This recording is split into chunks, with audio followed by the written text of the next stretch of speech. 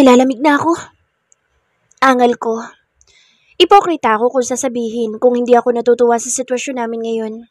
Masayang masaya ako sa totoo lang dahil kahit alam kong hiram lang ang sandaling ito, nakapiling siya, ay nagkaroon ako ng pagkakataon na yakapin siya.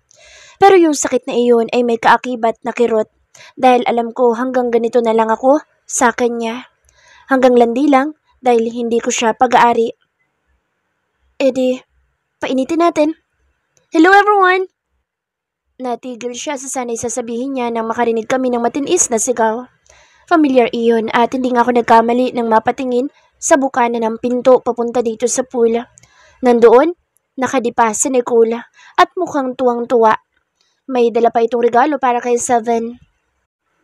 Mapait ako napangiti nang mabilis na humiwalay sa akin ang yakap sa intoy ko na parang napaso na makita ang girlfriend niya. Para akong nasa magandang panaginip na bigla-bigla na lang maririnig ang malakas na alarm clock na gigising sa akin sa katotohanan na lahat pala ng nararamdaman ko'y panaginip lang at hindi totoo. Ang tanging totoo lang ay yung sakit na nararamdaman ngayon ng puso ko. I need to go. Yun lang ang sinabi niya at ibinalik na sa akin ang saplot ko na kanina ay ayaw na ayaw niyang ibigay dahil remembrance daw. Natuwa na lang ako sa sarili ko habang tinatanaw siyang umaahon sa tubig para lapitan ang babaeng totoong nagmamay-ari sa kanya. Honey! Malambing na tawag ni Nicole habang masaya siyang sinasalubong. Bago pa man maglapat, ang mga labi nila ay nag-iwas na ako ng tingin dahil alam ko na ang susunod na mangyayari at papatayin ko ang sarili ko sa sakit kung papanoorin ko iyon. Mabilis kong isunuot ang bra ko habang mabigat na mabigat ang dibdib ko na sumisid sa ilalim ng tubig. Doon ko hinayaang bumalong ang mga luha ko sa kulay asul na tubig ng pool. Kulang ang sabihing labis-labis ako nasasaktan ngayon. Kanina ang saya-saya ko dahil nasa akin ang atensyon niya. Sandali ko nakalimutan na iba pala ang talaga nagmamay-ari sa kanya at isa lang akong babaeng ipinagsisiksikan ng sarili ko para malimusan ng pagmamahal niya. Pakiramdam ko, nakahanap ako ng kutsilyong itatarak sa sugatan ko ng puso nang mula kong sampalin ng katotohanan. Sa loob ng isang buwan ay pinilit kong buuin ang sarili ko. Kaya hindi ako nagpakita sa kanya at akala ko buo na ako ng tuluyan. Na fake news lang pala ako ng sarili kong puso dahil sa puntong ito, bumalik lahat-lahat ng pagkabigo at pagkawasa ko simula nang mahalin ko siya. Ang tanga-tanga ko lang, kasi sa simpleng mga paglalambing at haplos niya sa akin, lagi ko nakakalimutan na hindi niya pala ako mahal. Na lumalapit lang siya sa akin kapag wala ang girlfriend niya. Nakalimutan ko na libangan niya lang pala ako. Akala ko isang Diyosang tulad ko'y matalino. Yun pala mas tanga pa sa salitang tanga. Umahon ako sa tubig nang hindi nililingon kahit isa man sa kanila. Pinunasan ko mukha ko at siniguradong walang makakahalata na umiiyak ako. Sanay na sanay naman akong lihim na nasasaktan. Lihim na iniinda ang sakit at lihim na nawawasak. Tita, I need to go home na po. May trabaho pa ako bukas. Pinilit ko maging normal ang boses ko habang humaharap sa kanila. Magkakasalo na silang lahat sa mesa at nandoon na rin si Nicole at sinusubuan ng cake si intoy ko. Gustong-gusto kong pagtawanan ang sarili ko at kantsawan na napakatanga kong tao dahil kahit nasasaktan na ako, intoy ko pa rin ang tawag ko sa kanya. Kaya siguro sobra ko nasasaktan ngayon dahil palagi kong sinasabi sa sarili ko na pag-aari ko siya. Kahit ang totoo ay ninanakaw ko lang siya kapag may pagkakataon ako. Bayaw naman, nagsisimula pa lang ang party ko. Angal ni Seven, nginitian ko siya. Ngiti? Yun ang palagi kong armas kapag nilalamukos ng sakit ang dibdib ko. Yun ang sandata ko na nagsasabing matapang ako kahit mahinang-mahina na ako. The pain is too much at kapag nagtagal pa ako isasabog ako na parang bulkan. Manunumbat ako ng iba dahil gusto kong alisin ang lumulukob sa aking sakit. Kahit ang totoo wala akong dapat nasisihin dahil kusa ko siyang minahal. We're going, tita. Total sabay naman kaming pumunta ni Grace dito. Ako na maghahatid sa kanya. Lihim ako nagpasalamat nang sumabat si Troy. Agad niyang tinapos ang pagkain at lumapit sa akin. Ramdam na ramdam ko na may pares ng mata na nakatingin sa akin pero kinumbinsi ko ang sarili kong wag na wag babaling doon. Lalo ako masasaktan kapag sinunod ko ang sinisigaw ng puso ko. Okay, if that's what you want. Pero bumalik kayo kapag may free time kayo, okay? Nakasampang hihinayang sa mukha ni tita nang makipagbeso siya sa akin. I understand. Bulong niya na parang alam niya talaga ang totoong rason kung bakit gusto ko nang umalis. Hindi dahil sa trabaho ko, kundi para umiwas sa pagkawasak. Thank you, tita. Nagpaalam kami sa lahat bago kami sabay na naglakad ni Troy. Papasok ng kabahayan. Magbibihis lang ako bago tayo umalis. Pagbasag ko sa katahimikan, seryoso lang siyang sumasabay sa bawat hakbang ko. Nagtataka nga ako kung bakit hindi niya ako binibiro o inaasar ngayon. Sige, hintayin kita sa labas. Kukunin ko lang yung kotse. Anya, tangulang isinagot ko at nagtuloy-tuloy na sa pag-akyat papunta sa kung nasaan ang paper bag na naglalaman ng damit ko. Nang tumalikod ako sa kanya ay doon nagsimulang tumulo ang mga luha kung hindi ko na napigilan. Naninikip ang dibdib ko. Kinakapos ako ng hininga at parang may napakabigat na bagay na nakadagan doon na tanging nagawa ko lang ay ang umiyak. Hindi na bago sa akin ang ganitong pakaramdam pero iba ngayon dahil tila punong-puno na ang dibdib ko sa lihim na pag-inda ng sakit. Gusto nang sumabog dahil nag-uumapaw na. Napahawak ako sa pader habang tinatahak ang hallway papunta sa kwarto ni na Princess Laika dahil para ko matutumba sa sobrang emosyon na dinadala ng puso ko. Ito ang napapala ko sa pag-asa na mamahalin niya rin akong pabalik. Ang sakit isipin na para siyang tukong nakakapit sa akin kanina at naglalambing na parang may kahulugan ng bawat tingin pero nang marinig ang boss ng kasintahin niya, ay bigla naglaho ang lahat. Para akong may nakakadiring sakit na agad niyang nilayuan para hindi siya mahawa. Hindi niya ako naalala at ang nararamdaman ko nang dumating ang girlfriend niya. Bakit nga naman niya ako uunahin kung nandoon naman ang babaeng mahal niya para punan ng kalandian niya?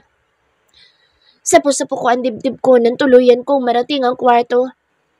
Agad kong pinulot ang paper bag na nakapatong sa kama at lumuluha pa rin pumasok sa CR. Humahagulol ako habang nagbibihis at tinititigan ng refleksyon ng babaeng wasak na masaganang lumuluha sa harapan ng salamin. Matapang at masiyahin ako. Yun ang alam ng lahat pero hindi nila batid na sa likod ng mga ngiti kong iyon ay isa akong babaeng nakikiamot ng pagmamahal. Isa akong babaeng nabubuhay para na lang sa mga taong umaasa sa akin. Pero hindi para sa sarili ko. Dahil ang lalakang ginawa kong buhay ay umiikot ang mundo sa iba. Ang saklap. Nadudurog ako. Nasasaktan. Lumuluha. Naghahanap ng masasandalan. Naghahanap ng mayayaka para kahit konti ay mabawasan ang sakit. Ito ka, Inday Diyosa. Bigong-bigo sa pag-ibig na ipinagpipilitan mo. Sabi ko sa sarili ko habang humihikbi. Ilang ulit ko mampunasan ng mga luha ko ay singkulit sila ng puso ko na ayaw tumigil kahit sobra na. Lumabas na ako ng CR matapos ko magbihis at natigilan ako nang makita ang lalaki nakaupo sa kama at tila may hinihintay. Huli na para punasan at itago ko ang mga luha ko dahil nakita na niya. Grace, tawag niya sa pangalan ko. Mas lalo akong napaiyak nang maramdamang walang sawang tumitibok ang puso ko ng mabilis nang marinig ang boses niya na tinawag ang pangalan ko. Ngayon, masasabi kong wala nang natira sa sarili ko. Narealize ko na lahat ng galaw at pakiramdam ko'y kontrolado na niya. Siya ang dahilan kung bakit ako nasasaktan pero siya rin ang dahilan kung bakit ako nagiging masaya. Siya na ang mundo ko. Siya na ang hangin na kailangan ko para makahinga at siya ang dahilan ko para mabuhay kaya ngayon. Ay unti-unti ako namamatay. Dahil nagising na ako sa katotohanan na kalandian niya lang ako kapag wala nagmamay-ari sa kanya. Aalis na ako. Sabi ko at hindi ko na pinansin ang pagpiyok ng boses ko. Nakita na niya akong wasak at wala ng dahilan para magpanggap akong matapang. Nakikita na niya ngayon ang tunay na Grace. Inday Diyosa, Ancho, Chu. Mariin kong nakagat ang mga labi ko nang mahigpit niyang hawakan ang palad ko. Iiwan mo ko? Tanong niya. May trabaho pa ako bukas.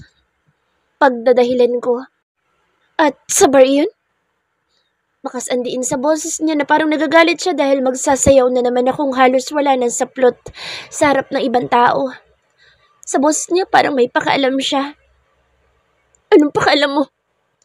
Mas lalong dumiin ang pagkakahawak niya sa palad ko nang iharap niya ako sa kanya. Lang yan naman, Grace. Ibabalandra mo na naman yung katawan mo sa mga lalaking hayok sa laman. Gustong gusto mo talaga na pinagnanasahan ka ng lahat, ano? Galit niyang ani. Lahat ng pagpipigil na kinakapitan ko kanina'y humilagpos na. Umigkas ang malaya kong palad at sinampal ko siya ng pagkalakas-lakas. Gago! Napakagago mo! Alam mong ikaw lang ang gusto ko. Alam mo na mahal kita. Alam mo na patay ako sa'yo. Alam mo, nabaliw ako sa'yo tapos sasabihin mo yan? Kung ako walang karapatan sa'yo, anong karapatan mo sa'kin? Sigaw kong pabalik habang humihikbing nakatitig sa gwapo niyang mukha. Alam mo na ikaw ang buhay ko kaya malakas ang loob mo na gawin ang lahat ng to. Kaya malakas ang loob mo na gawin ako reserba dahil alam mong mahal na mahal kita. Langya, sarili mo lang ang iniisip mo. Paano naman ako? Paano naman ako na araw-araw nawawasak dahil hindi mo ko magawang mahalin? Palagi mong ipinaparamdam sa akin na may pag-asa ako pero ang totoo'y wala. Mas lalo siyang nagalit. Palagi mo sinasabing mahal mo ako pero gustong-gusto mong sumasayaw sa harap ng mga kalalakihan para kunin ang atensyon nila. May karapatan ako dahil mahal mo ako. Sigaw niya. Bakit ako? Mahal mo ba? Bigla siyang natameme sa naging tanong ko. Sarkastiko ako natawa habang dinadamdam ang panibagong sugat na gumuhit sa puso ko na makita ang reaksyon niya. Third Miller, isang tanong, isang sagot. Mahal mo ba ako? Pag-uulit ko sa tanong ko kahit alam kong sasalakay na naman ang nakamamatay na sakit sa puso ko. Hindi pa rin siya nakaimik at alam ko kung bakit. Hindi siya makasagot dahil obvious ng answer. Ano? Marahas kong pinunasan ng mga luha ko. No. But, hindi ko na hiniyaang matapos sa mga sasabihin niya at muli ko siyang malakas na sinampal. What? Walang but sa pag-ibig, third. Ako ba? Nakarinig ka sa akin ng ganong salita? Mariin ko na ikuyom ang mga kamao ko dahil wala na akong lakas. Ang sakit na ng sobra. Yumuko siya at tag-iwas ng tingin dahilan para mas lalo ko mapaluha. Napaluhod ako sa harap niya dahil sa sobrang panghihina ng tuhod ko. Nanginginig ang mga kalamnan ko dahil sa pag-iyak. Para ako natutuyuan ng tubig sa katawan dahil sa pag-inda ng sakit. Para akong kandila na lumapit sa apoy at ngayon ay upos na. Tunaw na at wala ng lakas. Mahal na mahal kita. I love you, Third Miller. Paulit-ulit kong tugon habang tinititigan ng mga luha kong bumabagsak sa sahig. Mahal na mahal kita pero pagod na ako. Ayoko na kaya ngayon bumibitaw na ako. May bigig sa lalamunan ko nang sabihin ang huling mga salita. Wala na akong itinira sa sarili ko. Ayoko na. I am Agent Inday Diyosa. I am now officially quitting the case of making Third Miller fall in love with me. The case is unsolved and now closed. Ani ko pa bago pinilit ang sarili kong tumayo at lisanin ang lugar kasama ang durog kong puso. Ang pinakamasakit na parte ng pagkatao ko ngayon ay ang puso ko.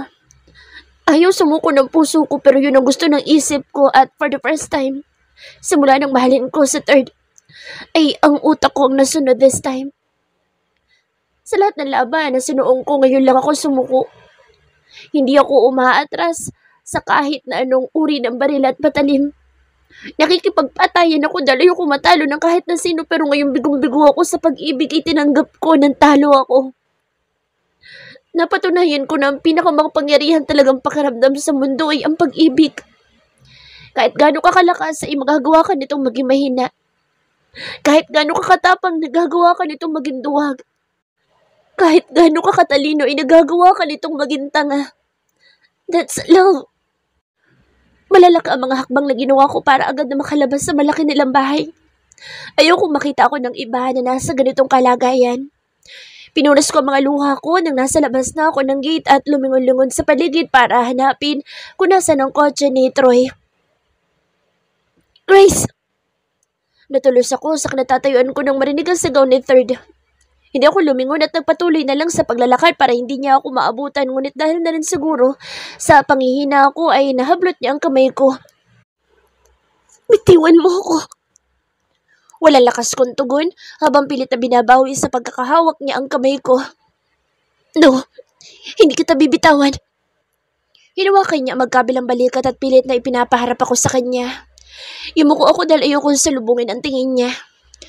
Wala pa rin kapaguran ng mga luha ko na patuloy sa pag-agos. Ayoko na. Ayoko na. Paulit-ulit kong tugon. Pumimitaw na ako. Pwes, ako naman ang hahawak sa ating dalawa. Doon ako napatingin sa kanya dahil sa mga sinabi niya. I'm sorry kung nasaktan kita. Hindi ko sinasadya ang lahat ng yun. I'm sorry kung palagi ka nalang umiiyak na dahil sa akin, but please, huwag mo naman akong sukuan. Patawarin mo ako sa naging pagtataboy ko sa iyo at sa mga masasakit na salita na sinabi ko. I know sorry is not enough, but please don't give up. Hindi ko alam kung aware siya sa reaksyon ng mga mata niya ngayon. Punong-puno iyon ng sakit at pagsisisi habang hindi kumukurap na nakatitig sa akin.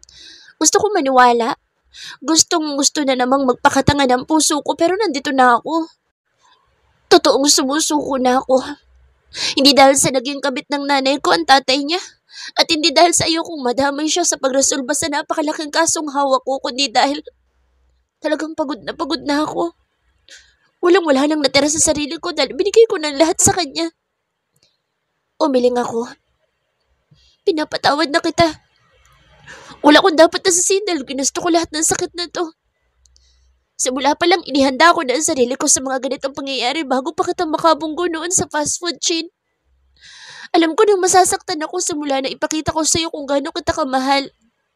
I really love you pero may pagkakataon talaga sa buhay natin na kailangan na natin yung sumuko.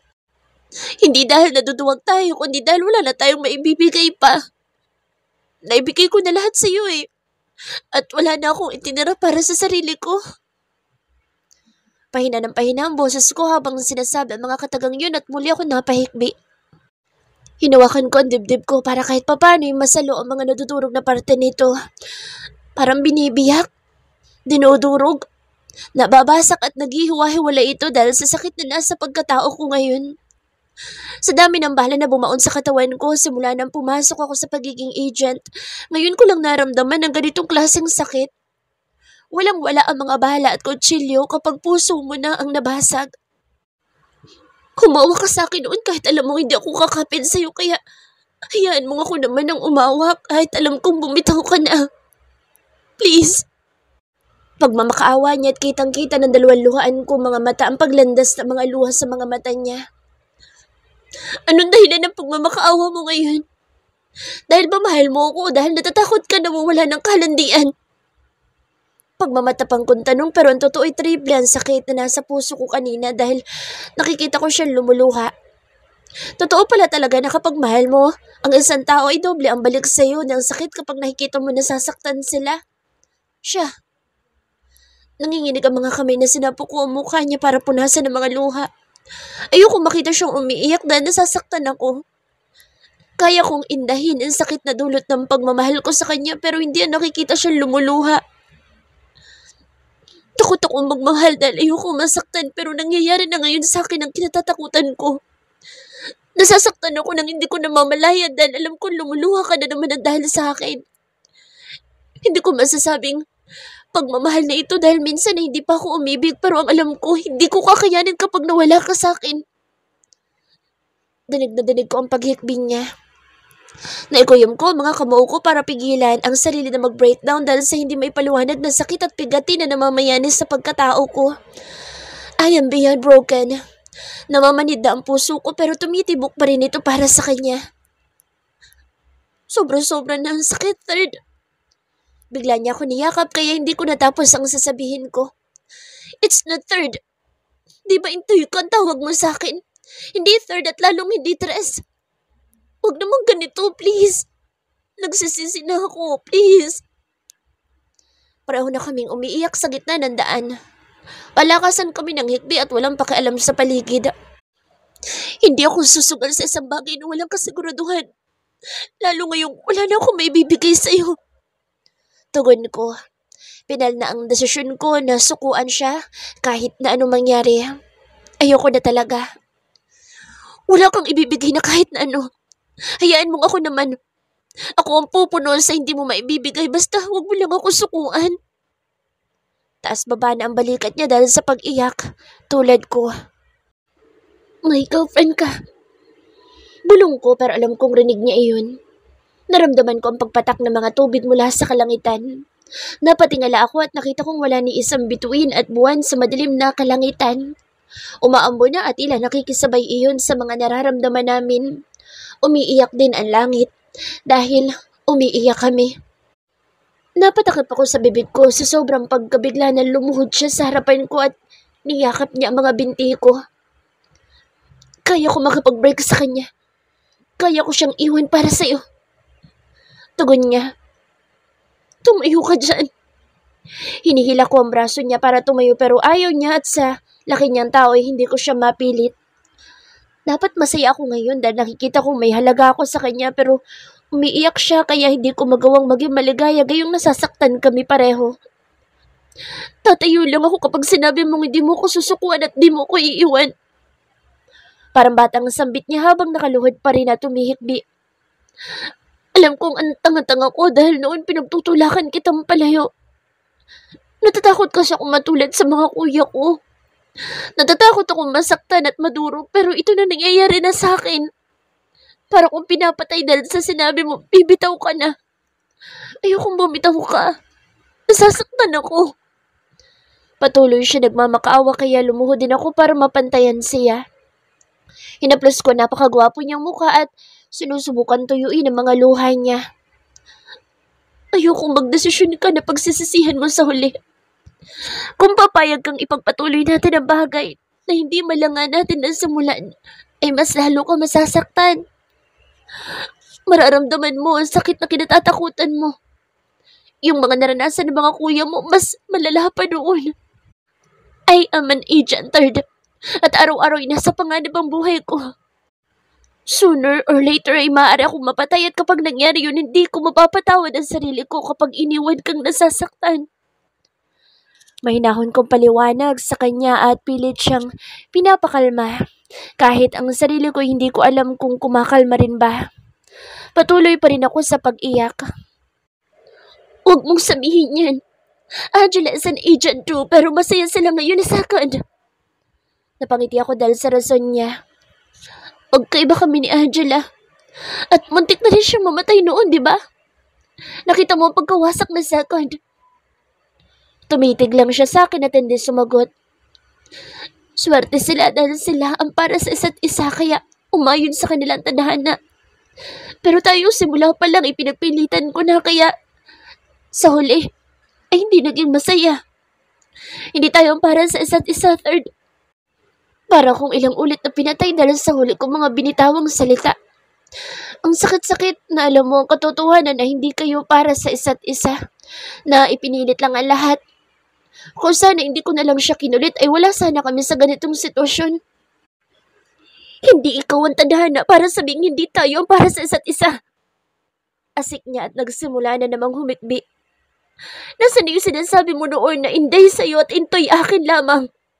Hindi ako naniniwala noon sa ganoon pero ngayon, yun ang pinangahawakan ko. Naipit niya ako niyakap. Yan mong tuluyang mahalin kita. Sabi niya pa. Marin ako napapikit habang patuloy sa pag-agos ang hindi ko maampat na mga luha. Napangiti ako na malungkot nang maalala ko kung paano ko siya nakilala at bakit minahal ko siya ng sobra. Anong ginagawa natin dito sa bookstore? Yamot kong tanong kay Angela. Pagkatapos naming matanggap ang kaso sa pagdakip sa isang kurakot na congressman, ay bigla-bigla niya akong hinila papunta dito sa mall. Ang target ay papunta mamaya sa isang orphanage at magpapanggap tayong volunteer para makapasok. Sabi niya habang nagsisimula ng pumili ng mga coloring books. Dahil yamot ako ay pumulot ako ng isang libro na nasa harap ko. Napatitig ako sa cover nito at doon ko napagtanto na magazine pa lang nakuha ko. Napatitig ako sa gwapong-gwapong mukha ng lalaking nasa cover ng bestseller Bachelor magazine. Hindi ako kumurap at kulang na lang ay tunawin ko ng tingin. Langya. Chicks to. Nausal ko at mabilis na binuklat at pinagsawa ko ang mga mata ko sa bawat pahina ng mukha niya na nakalagay. Napapamura pa ako kapag nakikita ko kung gaano siya ka-hot wearing his corporate attire. Seryosong seryoso ang mukha pero may mga kuha din siyang nakangiti at mukhang mabait.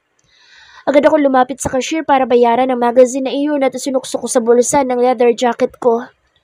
Third Miller.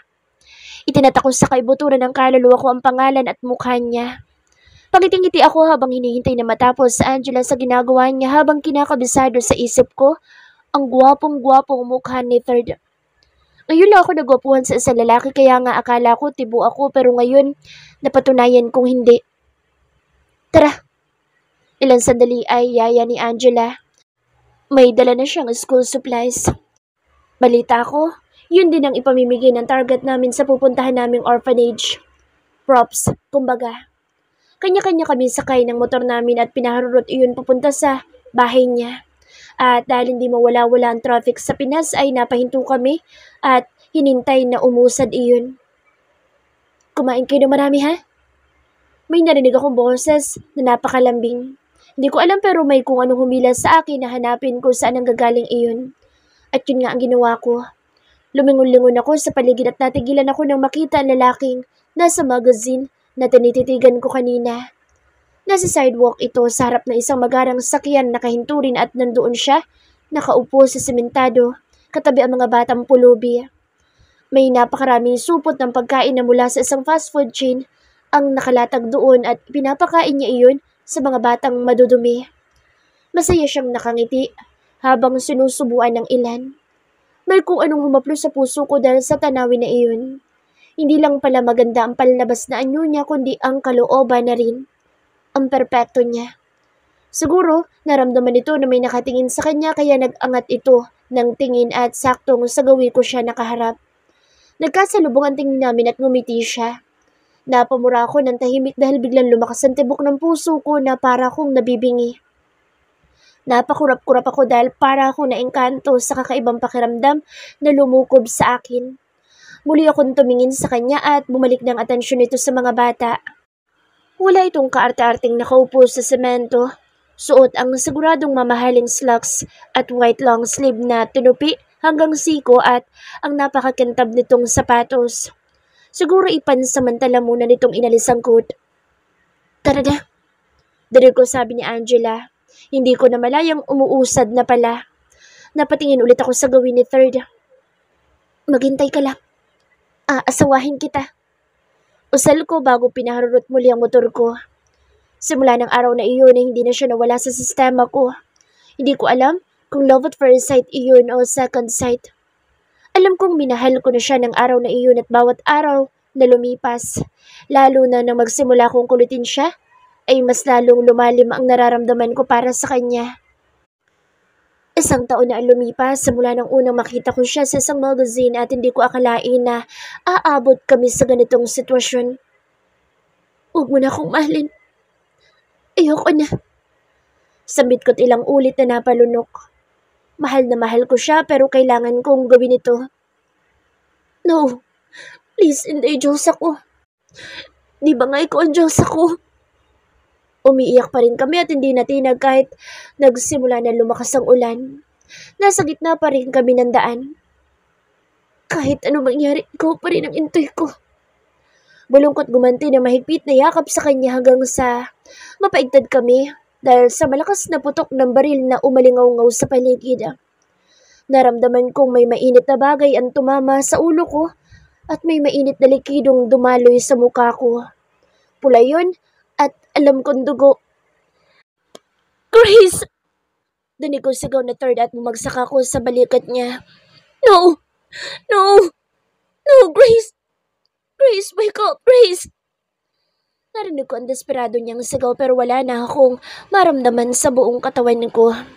Namanhid kahit na ang puso ko. I love. Hindi ko na natapos sa sasabihin ko dahil tuluyan na akong napabitaw. Third person of her voice. Tila pinagkaitan ako ng paghinga nang makita ang pagbagsak niya sa katawan ko. Puno ng dugo ang buong mukha at hindi ko na makilala.